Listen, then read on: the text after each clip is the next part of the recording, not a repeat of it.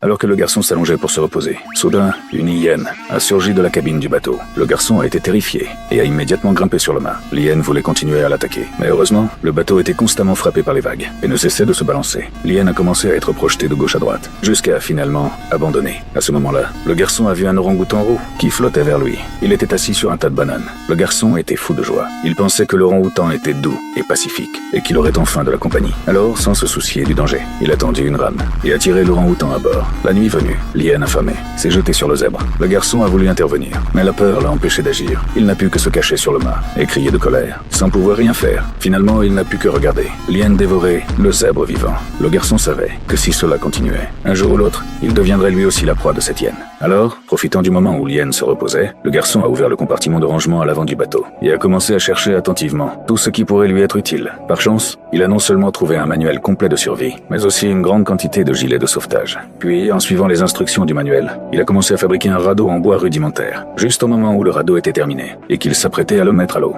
l'hyène est soudainement apparue.